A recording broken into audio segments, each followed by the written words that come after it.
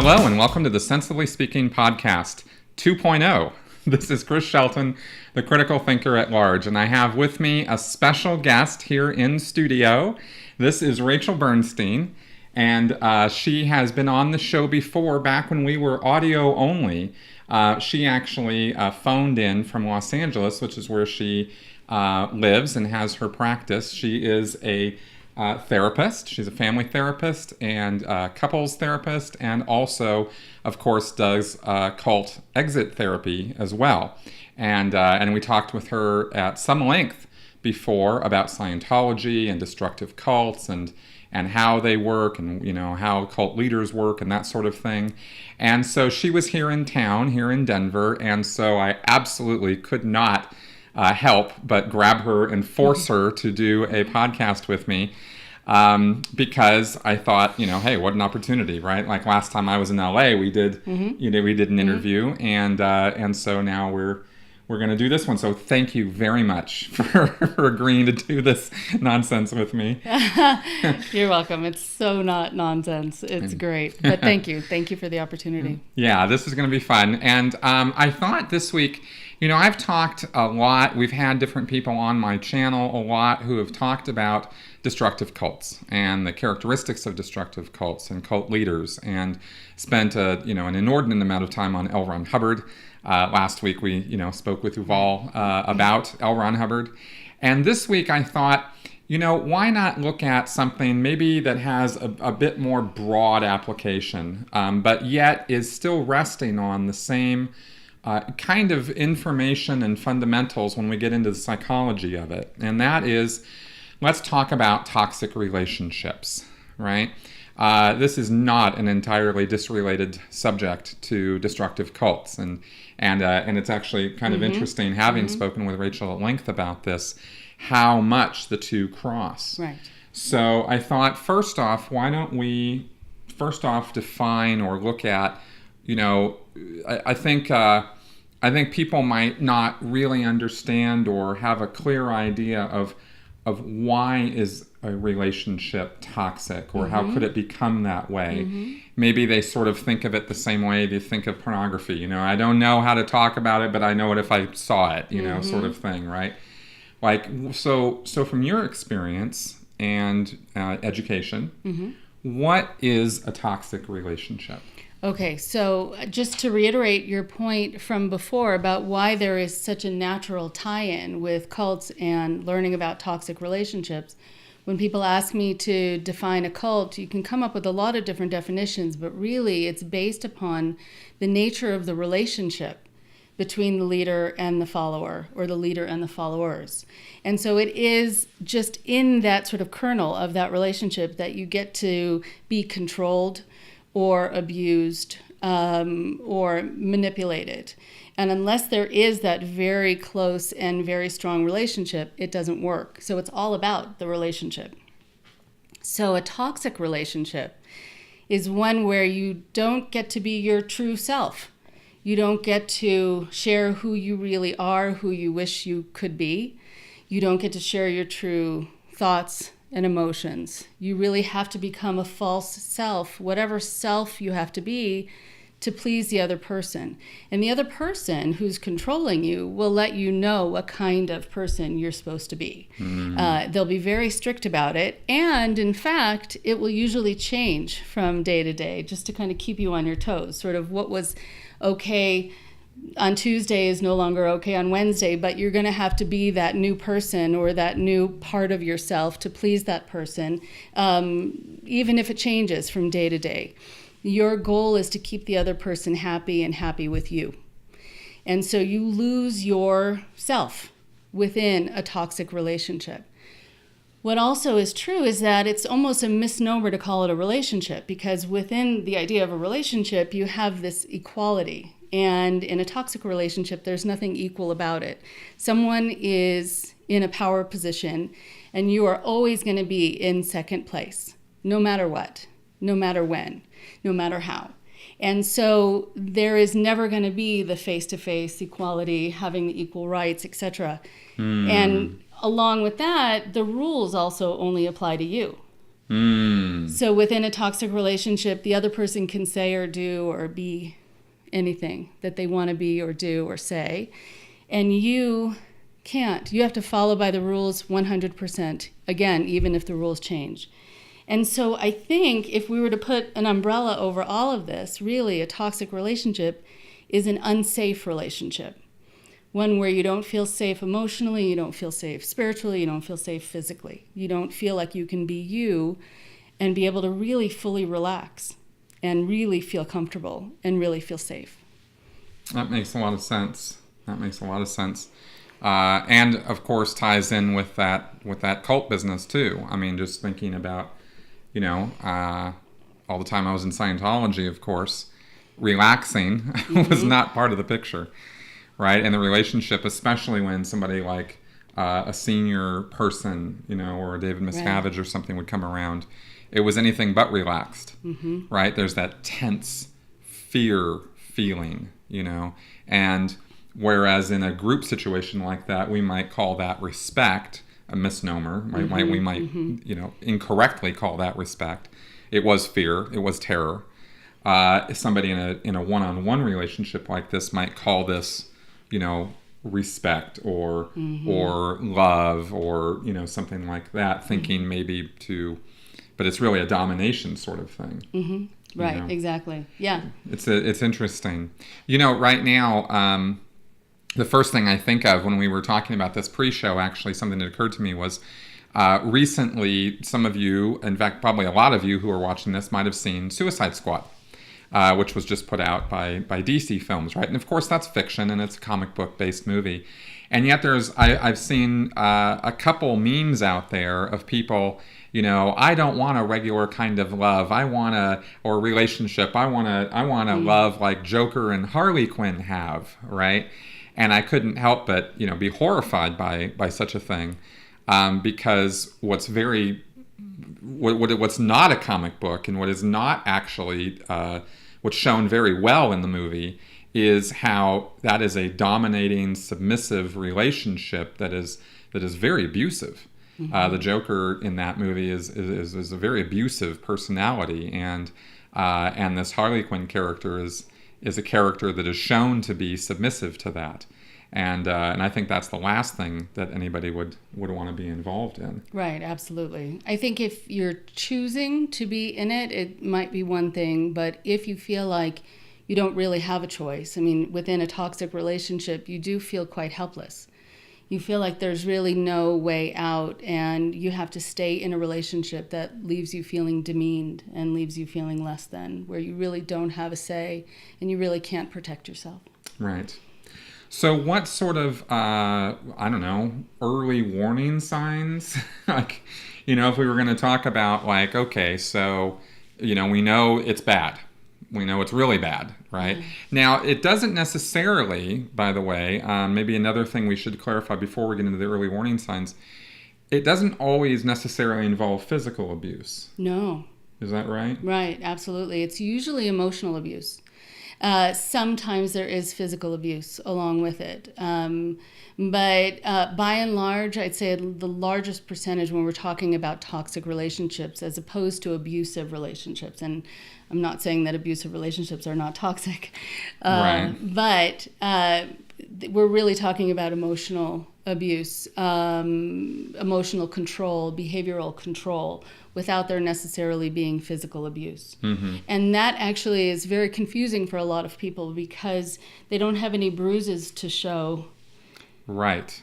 But, they're injured on the inside. They're injured in a very invisible way. And that is very hard because then people don't feel that their story is going to be taken seriously. They don't feel like they can go and get help for it because they can't really prove it. Right, and that does become a sticky situation when it gets to become a legal situation. That can be really bad. So you don't want it to get that far. You want to get a hang in on this or learn about this and be able to do something about this, get out of it before it gets to that sort of a situation. Right. Because in this society, there is some recognition. Well, it's a tricky thing. There is some recognition of words or psychological abuse, right?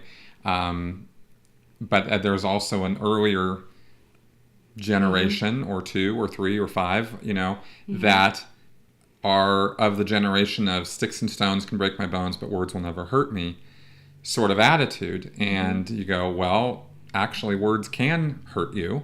But we don't want to go, to any extreme with that. And, we're not talking about, some kind of weird liberal thing where nobody has freedom of speech anymore. But we're just talking about the fact that you can twist and meld and mesh and screw around with somebody's sense of reality. Right. It's called gaslighting, right? What is that? Yeah.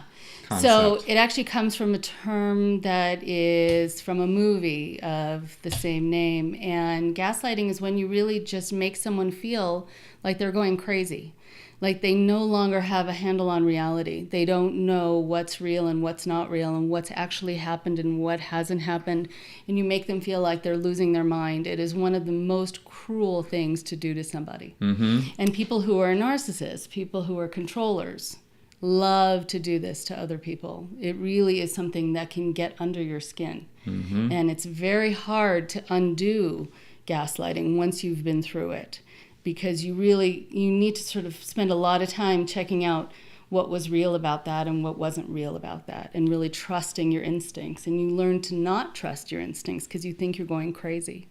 Right. And I want to be very, very specific about this because I've already seen a couple of cases, on Facebook and around. Some of these words get out there and they get around and people misunderstand them. And they start calling things that's not gaslighting, and it always gets my attention, not because I'm trying to be all detail specific or picky, but because we're trying to be very specifically clear about what these things are. And like, for example, an example of gaslighting is a very purposeful thing. It's not something done by accident. If somebody's gaslighting you, for example, they might, in a relationship, I think, maybe this was even in the movie. This is an old movie. This is like in the 1940s, I think. The husband's trying to drive this wife crazy. Right. And so he starts doing things that are messing with her sense of reality. A set of keys. She puts her keys on the top of a dresser. And then she leaves the room, and he takes the keys, and he hides them somewhere. And then the next day or the next time she needs them or something, she can't, he goes, hey, where are the keys? Right? And she goes, oh, they're right. Oh, no, they're not there. Oh, I don't know where they are. Well, where do you have them? Well, I put them right here. Well, they're not there now. And, this creates a problem. And then, or she goes, oh, I thought they were right there or something. And then then she leaves the room and he puts them back. Right. Right? And then she comes back and it's like, there they are. And it's like, well, and he's downstairs the whole time. So he's not there, with her because that would be too obvious, right? But she's like up there freaking out. He's like, hey, what the hell? And then she's like that they were there, then they weren't there. And, so it's like he's doing this thing to her in order to get her unhinged. And to think about the nature of that kind of personality that can see someone struggling like this, that you can see them really trying to find something that you took. And you're not going to give them a break, and you're not going to say, here it is, and it was just a joke. Not that it was ever a funny joke, but still, you're not going to relieve them of that kind of stress. And you're going to, in fact, enjoy it. You're going to enjoy the power that you're exerting over this other person, which is really, again, very cruel, very selfish, which is part of the nature of toxic relationships, that one person is operating in a very self-centered, very selfish way. What also happens with gaslighting is that the other person starts to really not only think that they're going crazy, but they're going to be portrayed that way by the person who has made them feel that way. So, my poor wife, let's say, she's really lost her mind and she's really, going crazy. That actually comes in handy later on if she ever were to press charges, or if she ever were to say, this person is doing something to me, because she'll be discounted, right? Considering the source. That's right. And so if you can discredit the source of the information, then people don't listen to your information. Precisely. And I think in the case of the movie, the husband was doing it to the wife because he was trying to have her committed or something, because that was going to get him her fortune or something like that, or an inheritance. It had to do with money or something. But there's lots of reasons people could engage in that kind of behavior. I mean, some people, these toxic relationships or narcissists or something might simply get off. Yeah, it's a power play. On being able to do that to somebody, right? And that is actually one of the warning signs. So we're talking about red flags. So now let's get into some of the red flags that might early on in a relationship, right? What should, and this, we gave an example of a guy doing this to a woman. Could be the other way around. Yeah, absolutely. This has nothing to do with male, female. No. Right? Females could be just as toxic toward males. Absolutely. Okay. And you've seen both. Oh, yes. Okay. I have seen both. It's very hard to get a gauge of the percentages. But they do say that when we're talking about these kinds of people who are narcissistic in nature, there is about kind of a rough estimate of about 6% of the population being true narcissists. Okay. Now, there's narcissistic personality disorder, and there is narcissism, and there are a lot of different ways that we talk about narcissism. And it's also a term that's now being used and kind of overused and misused. Yes. So it's good to kind of have a working definition of it in the way where it becomes toxic, in a way where it's not just someone being self-centered, but they're actually interfering with someone else's life because of their narcissism. That's, I think, what we're talking about today, because it's relational. And it's a relational issue. Because if someone is just, full of themselves, in fact, you think about people who are on the internet all the time, right? Taking selfies all the time, and look at my sandwich, like, my sandwich is fascinating to you. It must be, because I'm so important. Right. But they might not mistreat people just because they're so self-centered. They might have a certain part of them that's a bit narcissistic, but they're not necessarily people who have a narcissistic personality disorder. That's where it becomes an issue for somebody else. I think when you talk about the warning signs, one of the things that you want to notice, and it's very hard, is that, again, and if I'm using genders, if I'm using male or female, I'm not saying, and thank you for clarifying, I'm not saying it only happens with men or it only happens with women. They say there are a few more men than women in terms of percentages who have this, although I think that for women, they might couch it in other ways and be a little less obvious about it. So let me just... In terms of how the behavior manifests? Right. So that's just something to do a little parentheses right here just to clarify that before we go back to the warning signs. With men, what you have is you have more of this sort of pomposity and grandiosity and the charisma and the competitiveness that's going to be more outright. And they're going to have very different personalities in the public eye than in the private eye. That's, in fact, one of the warning signs. And so it's going to be like you're with two different people.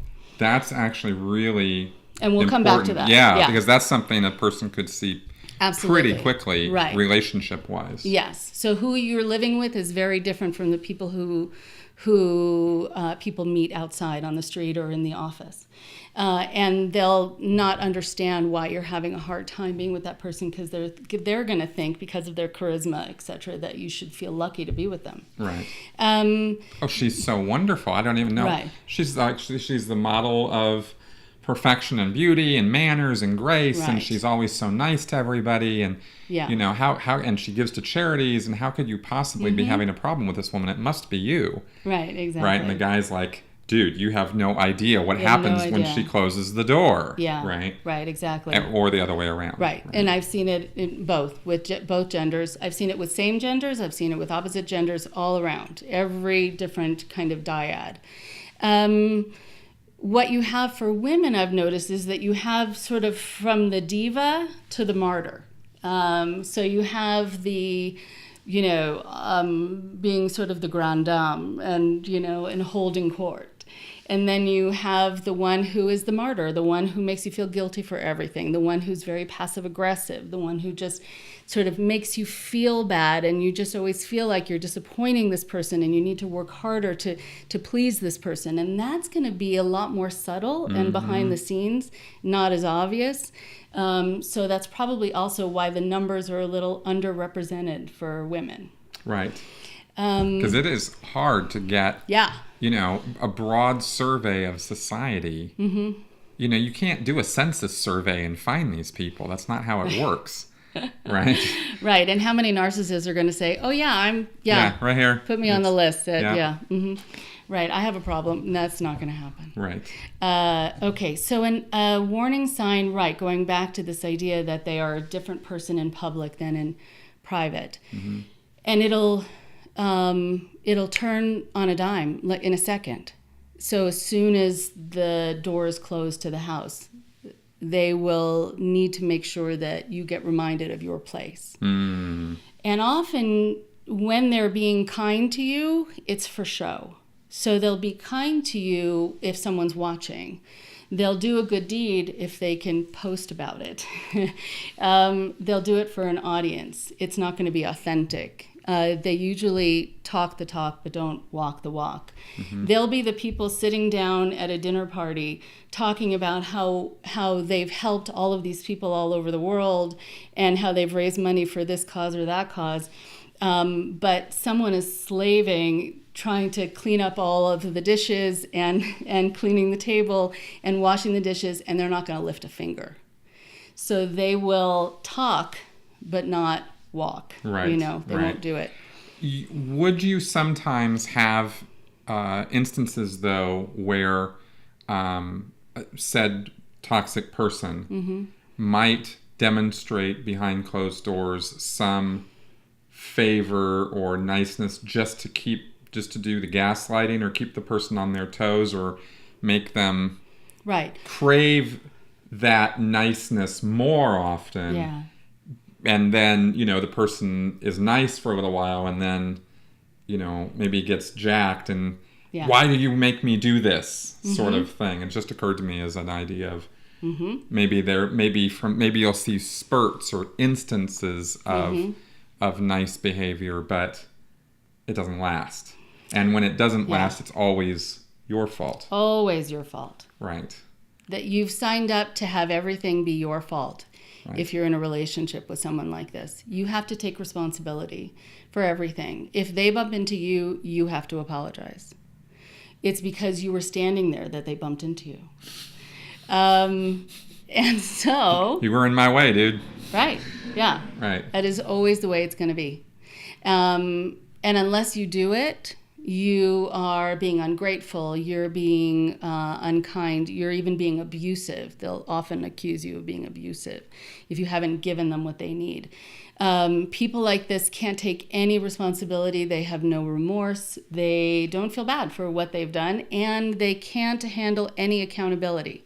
So you're the one who's going to have to take it all on. So to get back to your point, it's true. They're going to do something that is called intermittent gratification. There's a word for. I knew there would be a word for this. Right, exactly. There's a term, and it's intermittent gratification. It's taken from kind of a gambling model. So if you were to put money in a slot machine, there's no payout, no payout, no payout, and finally you hear the sound of coins, even though you just get a piece of paper now, but whatever. And it feels so good because you've already put in a lot. You've given a lot, and you've been waiting. And then when you get a payout, it feels really, really satisfying. And then you just have to wait again. There are some parents who are like this with children who do intermittent gratification, like the people who say, I remember that my father told me once that he was proud of me, and they'll remember that one moment because it has such gravity to it. So people who are controlling other people will withhold any kind of reinforcement that's positive, and they'll wait for moments when they can use it. If they feel like you're kind of getting disgruntled and you're wanting to kind of take off, they'll use it to reel you back in. And they'll also use it as a way to do behavior modification so that they can then make you feel that you've now received something from them, right? The idea of reciprocity. And then you're going to give back. And then you will go along again, or then you'll be kind of the good silent partner again, whatever. Everything is strategic. Everything is for a purpose. Everything is for that sort of keeping things as they need to be for the person who's controlling you. We're there in this position and you're in this position. Always, always, always. But the other thing is that they're going to be very charismatic. And so the hardest thing is that a warning sign is when it seems too good to be true too fast. And it's very hard to push that away because it can feel so delicious right away. This person is so wonderful and so charismatic and tells all these great stories and has done all these great things and usually kind of comes across very well, very polished. And you feel specially chosen by them, and they have the gift of gab, and they just know how to entice you. And you have to be wary of when it sort of came on too strong, too quickly, because that's usually a warning sign. Okay. So that's early relationship. Very early. Right away sort of thing. They're flowering you, they're showering you with gifts. And again, this is either way. And also, just since we didn't specifically mention this also applies just as much, I would imagine, to any LGBTQ relationship as it does. I mean, there's no like safe space from this in any gender, anything. Right. Like any kind of relationship can have this. Yeah, exactly. Because it is sort of, unfortunately, it's sort of a normal variation within human nature that this happens. I mean, as much as you can consider disorders normal, but still, they're all within the range of what can be. So it can happen with any gender. And also, it just occurred to me again, I'm just saying this stuff as it occurs to me, but I guess this also applies just as much to a friendship as it does to I mean, you know, when we use the word relationship, we all tend to jump into romantic relationship or intimate relationships, and yet this could be, you know, a friend too. This could happen. This kind of relationship, the dynamic is still the same. It's a follower leader, you know, relationship. Right. Yeah, absolutely. Okay, absolutely. Fair enough. So keeping all that in mind, right? What other kind of early warning signs? The you know, showering with praise and admiration and gifts and trying to, you know, get you sucked into their space so they can control you would be a thing. What else do you see? I think also an insatiability. So, for example, I've worked with a lot of couples where let's say one of the people in the couple, I'll say the wife, will need to talk and will talk for hours and will need her husband to listen for hours. And that means that he hasn't eaten and he hasn't used the restroom and he can't even look away for a moment, because as soon as he looks away for a moment, even if the phone has rung and he wants to see if there's sort of caller ID and who's calling, she'll say something like, well, clearly you don't care, and I'm going to talk to someone who does care. And I thought I was married to someone who really loved me. And there will be a total rejection. And you'll feel like, I just spent a whole day listening to this person. I haven't done anything for myself, but it still wasn't enough. It wasn't perfect enough.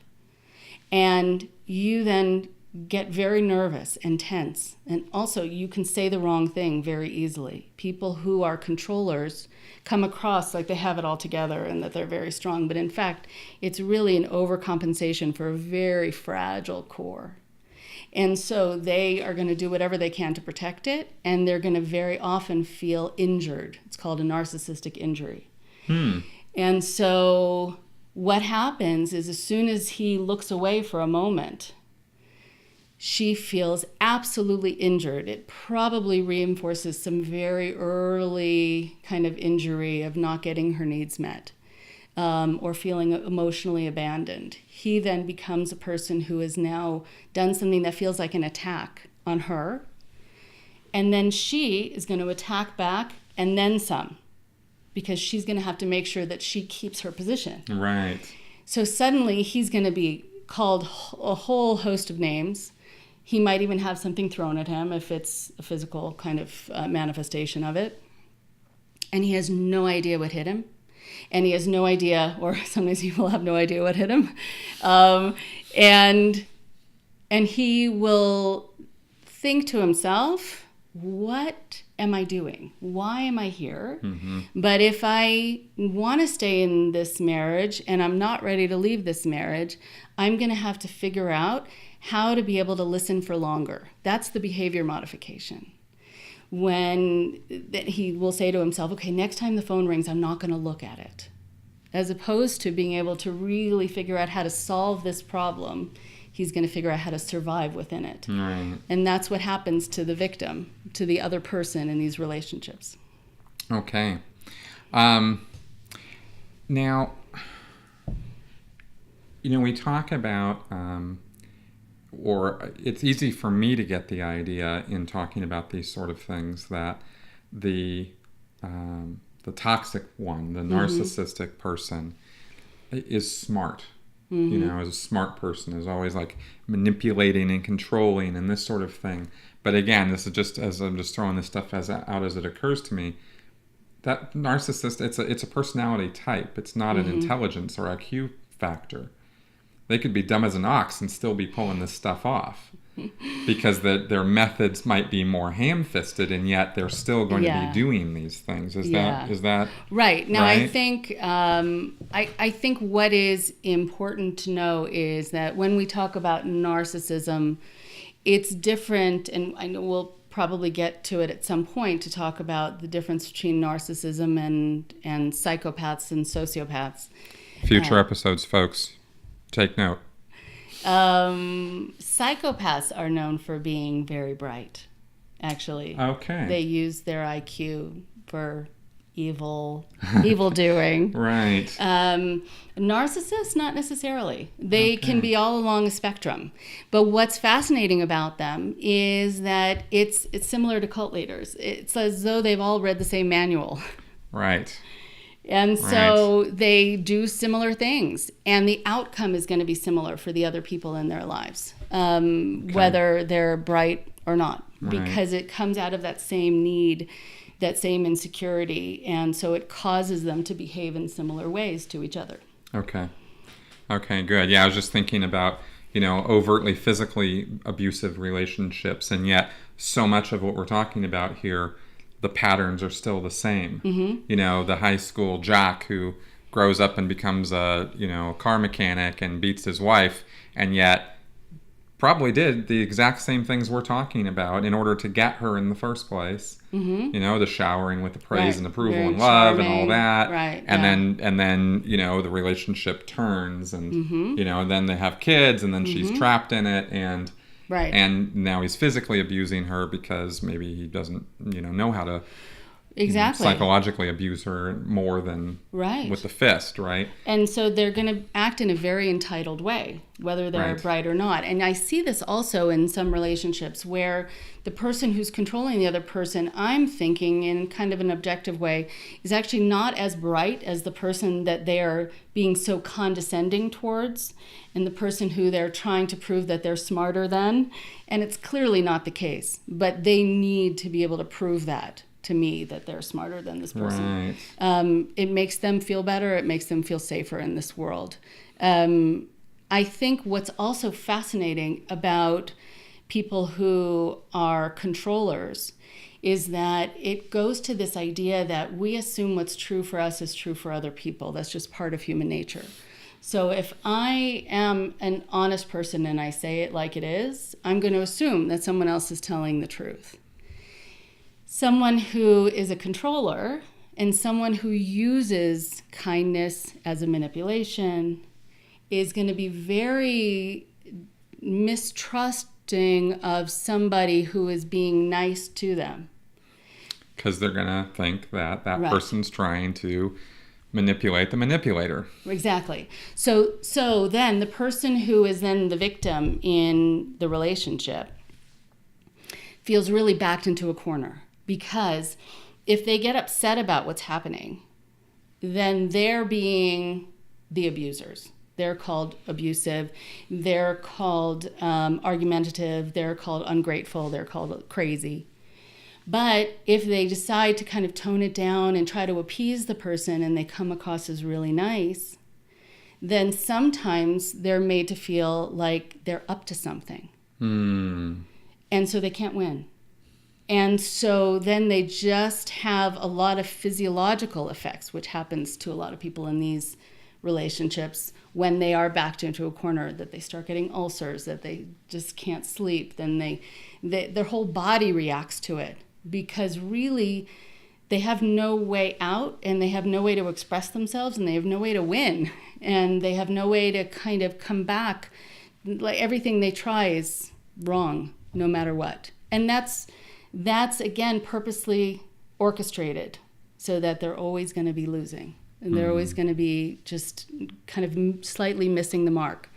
That's going to keep them wanting to try harder and trying to please, similar to people in cults. Exactly. Same dynamics, I'm telling you. Everything same all the way down the line here. Are there any other warning signs, early stressors, or things we can look for? Yes. Okay, couple things. One is a lack of empathy and sympathy. Somebody who, like, if you were to fall and they laugh, they really just don't have the capacity to feel sorry for you. If you tell them a story about, let's say, a dog getting injured, and they just are barely listening, they don't really even care. You want to see that they really don't have that ability to feel in the same way. I think what's also important is that people who are like this feel easily threatened by other people in your life, and they'll start to make you reevaluate your relationships and kind of distrust your family and friends, especially people who don't like the partner, especially people who don't like this person who's controlling them. Okay, so here we're talking about subtle, or maybe not so subtle, putting down family members, or I wasn't so impressed, or they could be very light. It doesn't have to be this, oh, they're horrible people, I don't ever want to see them again. It doesn't have to be that overt. It could be right, or like more kind of reinterpreting, rewriting your history with those people, similar to what happens in cults. The family who doesn't really like that you're involved with this group is the family you need to cut off from, because they never really cared about you anyway. Exactly. So there's these little twisties entered in. So let's say you go to Thanksgiving and everything seems to be fine. You're going to come home. That person is going to feel threatened by the fact that you had a good time with all these other people. And so they're going to need for you to start doubting your alliances with these other people, and start doubting their intentions with you. And that, did you see that your mom was trying to control you by doing this? And you see the language she used? And you see the way she looked at me? And you're not going to have noticed any of it, because none of it happened. Right. But you're going to have to... It's not actually funny at all, but yeah, that's exactly right. And that's sort of part of the gaslighting too, right? It goes back to like, oh, I didn't even notice, and I didn't know. And well, that's because you're just so unaware, and I'm aware of these things because I'm so much smarter than you, and I'm so much... You've been living with those people for all these years. You're just used to all the abuse they rain down on you. You're just blind. Right. Thank goodness you have me to protect you. That's the other thing.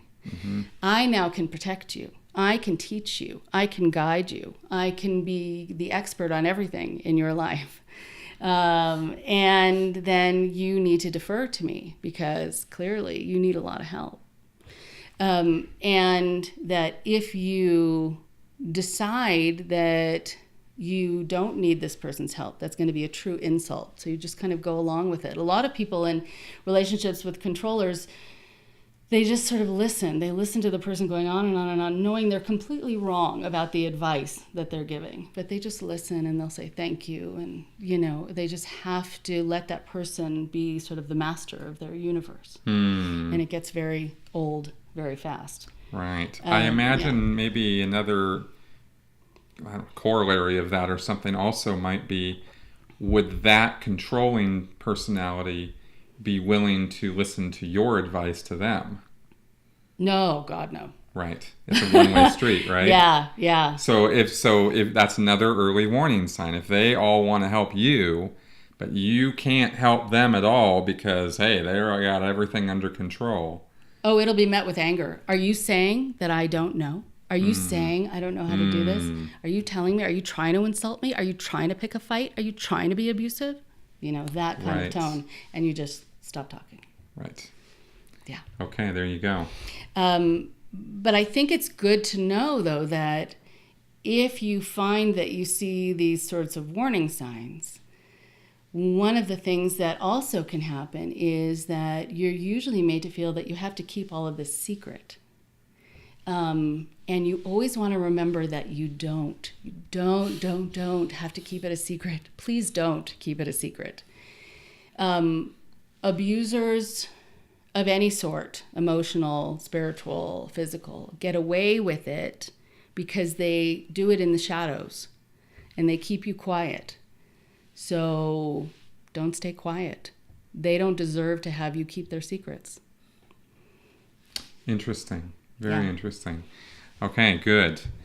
So then, any other things we should be aware of in terms of any other warning signs? We covered some really important stuff here. I just want to make sure we're thorough. Did we miss anything?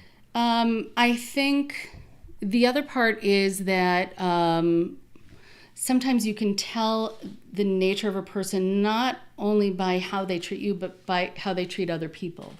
So let's say this person is trying to charm you, and they're being very kind to you at first, but they're being horrible to the waiter.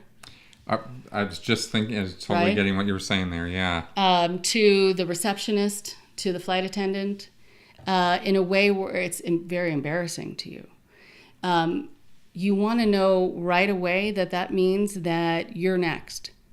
And this person, once they feel like they have you, you will then be in a subordinate position in their mind, and they will treat you the same. So it's foreshadowing for how you're going to be talked to and how you're going to be thought about by them. Okay, good. I wanted to spend time on that because, of course, that's the time to hit the eject button on the relationship, is those warning signs are there, especially more than one of them. We all have our moments. Everybody's got a temper. Everybody can fly off the handle and do stupid things. But when you see a number of these things going on early on in the relationship, or even medium along in the relationship, get out. Like just do yourself a favor and eject, because these things only what's this thing about I want to save him, I want to I can change him or her for that matter, I can change that person, I can make them better. As far as I'm concerned, I'm not a relationship therapist, but what do you think? I mean, it seems to me if you're thinking that early on in a relationship, go find somebody you don't have to save. Yes. Oh, please do that. Please go. Go far away. Run. Find somebody at a parity, not that you think is here, who actually they think they're up here, and they're gonna it's like find this. See, what's so fascinating about this kind of relationship is that we're not saying that you can't be in a relationship with someone where you want to help them realize their potential, but you want it to be equal. That's something you're going to be opening up to them about too, that you want to be able to do something and they're going to support you, whether it's emotionally or financially or whatever it is, but that it goes both directions. That's lovely. Helping people become their better selves. That's a fantastic thing. As long as that's the choice that they want to be making, and you're going to help them further their goals as opposed to help them further your goals. That's the difference. And that's also what happens within cults. They help you further their goals. Right. So that's what's all set up for them to further their goals. Yeah, it's all about how important they are, Right. and not so much you. Yes. You're at the low end of the equation. Right. And that people who are controllers also zero in on certain kinds of personas, which is, I think, important for us to talk about. Okay, good. Well, let's go into that then. Because, okay, I have worked with a lot of couples and even a lot of families who have, parents who have children who are in relationship with other people who they know are controlling their children. And what I've seen time and time again is that if the person controlling you can't continue keeping you under their control, they're going to try a different way around. And they're going to use either guilt, they're going to use a different kind of manipulation. And the different kind of manipulation typically is that then they're going to tell you some sort of sob story about them. That they were abandoned when they were young, or that they have always been misunderstood and mistreated, and they knew you to be someone who would never do that to them. And then you feel like, well, I can't be the one who does this to them because they think that I'm going to now stay with them and be different from everyone else who's hurt them in their lives. Chances are they probably have had some early injuries and some early hurts and some early abandonments. But also, as they've become adults and they have this behavior, they've probably pushed people away. It's not like people have abandoned them. It's like people ran for the hills. So they will find that if they can no longer control you through these other ways of intimidation, like you're done being scared of them, they'll try to make you feel too guilty to leave them and abandon them. So you want to be mindful of that because they're going to zero in on people who are empathic, people who are kind, people who are good, people who are willing to be adaptive and easygoing and conflict averse and quiet and make adjustments and be self-reflective. And they love all of that because they can control it. I'm not saying there's anything wrong with that. I'm just saying that if you have those qualities, then you want to be able to learn how to protect them. You want to know if someone's jumping in to try to control those lovely qualities in you because they don't have the right to take them over and take advantage of them. And what sort of advice or direction have you given as a counselor when you encounter these situations to that kind of personality, not the dominating one, but the one who's been dominated, right? How have you found them to, rise to the occasion or rise enough, at least, to get out of those situations and protect themselves from getting into those situations again? What do you do with that? Okay, that's a great thing to talk about because I think a lot of people do feel stuck and they feel like somehow these parts of them are weaknesses, and they're really not. They are the kind of lovely qualities that make the world a good place. And so what you want to be able to do is you want to be able to have a renewed sense of your rights. What are my rights in a relationship? And what rights have I rescinded? What have I given up in order to be in a relationship with this person and keep this other person happy? And to remind yourself, if it all helps, to know the rights that you're afforded even constitutionally. That you have the right to come and go as you please, and you have the right to free speech, and you should be able to do these things, but especially in the relationship of your choosing. And if you don't have those things, you really want to be able to know that you have to find a way to regain them, because that's the thing that helps you really feel like you're living, like you're really participating in your life, and you have a say, and you have a voice, and you have power, and you have the ability to protect yourself. The other thing is you want to get some help. You want to be able to reach out to someone, and sometimes it can be a friend, and to not worry about feeling shame about it because it's not your fault. And to be able to say to someone, this is what's happening, and I haven't said anything about it because I've been too afraid. Sometimes also you're afraid that the information is going to go back to the person who is controlling you. So it has to be someone you really trust. Someone who's not, let's say, your controller's sister or mother, someone who's not going to have potential conflict of allegiance, right. Someone who's really safe. And sometimes just talking to a crisis counselor or a counselor of any sort or clergy, just being able to talk about it is a very, very important thing. And there you have a situation where clergy or counselors where they're bound to be right. to keep it to themselves. Right, exactly. Right? It can't go back to the partner. Yeah. Yeah. And then you want to do some reading. You want to learn about narcissism, and you want to learn about what a healthy relationship is. Mm-hmm. Yeah, you do. Yeah, right. Yeah. Education. Yes. And there are some great discussion groups even on Facebook for people who have been in relationships that were filled with emotional control and abuse.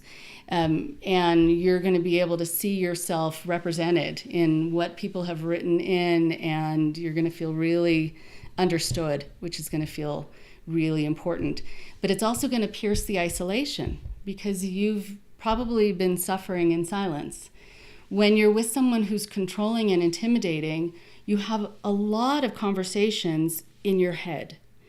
You scream a lot in your head, and you cry a lot in your head. Crying, actually, in these kinds of relationships is seen as a manipulation. You're just trying to manipulate me. So you can't even cry. Okay. And so you do a lot inside. And being able to get it out, being able to have someone you can just cry with, even if you don't have the words to understand what's happening, but you just want to get it out, just have someone sit with you and, just cry with them. So, yes, do some reading, do your research, talk to a counselor or clergy, find a friend to talk to, and be reminded of your rights. And then learn about those parts of yourself that you really should still be happy with, and that within a healthy relationship are going to be honored and protected and valued, complimented. That those should be the responses you get for being a good person. Right. Right. All right. Now let's say somebody realizes they need to hit the eject button. Yeah. Right. It's time to go. Mm-hmm. Now, I'm sure I'm asking this in, with minutes to explain this, and I'm sure it could be, any number of scenarios or situations, but, so I'm not pretending that there's a one size fits all for everybody on this, but it would seem to me, and please correct me, but it would seem to me that it doesn't have to be some dramatic announcement and and you this and you that and you the other thing and, taking your bags and proudly walking out the door. I don't think there would be a problem in a situation like this with just slinking out the back and never letting that person talk to you ever again. And that would be just fine. Yeah. What have you run into that's been workable in these situations? Because it seems to me if you give the person an opportunity to ingratiate themselves with you again or get one more chance and that kind of thing, that you're playing with fire. Yeah. Yeah, because they're going to, if it's too soon and you're not quite ready and you're not strong enough yet, they're going to find a way to get you to stay. Right. And of course, I look at the cult experience and I go, yep. Right. Same drill. We swear it will be better now. We swear the conditions will change. We'll do whatever you ask. And then you come back and it's like you're right back in it again. Or that you're failing them, right? Well, yeah. That's the other piece. Like somehow you're not done with your work here. Right? Oh, yeah. All the things, but anything that can be said to get you to stay or keep you under that thumb, So that's why I was thinking maybe the best way to get out is just get out. Right. Unless you really feel like you want to say certain things to this person and you feel completely ready and it will feel totally satisfying, and you have your posse with you, you have your people who are there with you. Oftentimes that really does help. Mm-hmm. You can have people who are now as sort of equally, if not more, pissed off about what happened and that they're right there supporting you. That's really actually helpful because a bully actually doesn't attack you when you're with other people. They attack one person alone. Right. And so it sometimes helps to have a group around you if you really do want to make a statement. But I think it is very good advice that you don't owe this person an explanation and you don't have to say something. You can just go. And what you do want to do is you want to find out what your rights are, legally, financially, all of that, before you go. Mm-hmm. Unless you're in danger. If you're in danger, go. Just go. And figure it out later. Mm-hmm. But if you really have a little bit of time, just play along like everything is okay and same as yesterday, no big changes. But what you will have done during the day is you will have contacted an attorney to find out, again, what your rights are, especially if there are children involved. This person who's controlling you is going to threaten to take custody of the children. They're going to threaten a lot of things. And the threats are going to scare you, and you're going to think they're real unless you know that they're not. So you want to find out what the law really says so that it doesn't matter what he or she actually says. And then you want to have another place to go, because a lot of people come back to these situations because they don't have a place to stay. They don't have a place to go to that really feels good and safe. So you want to set that up first, either with an apartment, typically with somebody else, because if you're by yourself, I think you can be worried that this person's going to seek you out and you're going to feel scared of that. So with family or friends, even if it's that you're on a couch for a period of time, but at least you're away from where they are, and don't tell them where you went. It really is not necessary. You don't owe them any information, even if they're going to tell you that you do, and even if they're going to tell you you have to tell them where you're going, you don't. That's your own private business. Okay, excellent. Good. Well, that's what we've had time to cover here. This is an extensive subject. There's whole books on it. We could go on about this for quite a while, but I think we've covered some really good basics here, and some good advice, and I hope that that this has been helpful and informative for you folks out there. So we're gonna be wrapping up right now. I'm quite positive that we will have Rachel on again, because I do actually want to go into more detail about the narcissist and the psychotic and the sociopath. These terms are, used by us armchair psychoanalysts all the time, but they actually have clinical definitions that mean something, and they've gone out into the common vernacular out there. And you see them on Facebook all the time and this sort of thing. And I'd like to actually talk about what they really mean in a clinical sense. And anyway, so those might be some future episodes. But you guys let me know if that's something you would be interested in hearing or seeing in future episodes. Because I would love your feedback both on what we've talked about here today and what we might talk about with Rachel in the future. So if you have not told all of your friends and family about the wondrous greatness of the Sensibly Speaking podcast, now would be the time to do so. We are on Stitcher, iTunes, and now Google Play, and I'm working out, maybe some other venues to get onto, but it doesn't work if you don't spread the good news and cheer out there. So there is that so hopelessly shameless self-promotion. But please, like I said, leave your comments and feedback in the comment sections below or on sensiblyspeaking.com website. Thanks for coming around, and thank you again for being on the show here. Really appreciate it. My pleasure, and take good care, everybody. Yes, and you can find her contact information also in the show notes. Okay, so if you want to reach out to Rachel and ask her questions or seek her aid or advice or assistance, you can do so through that contact data, which I'm pointing to below here. Okay, all right, folks. See you next week. Bye-bye.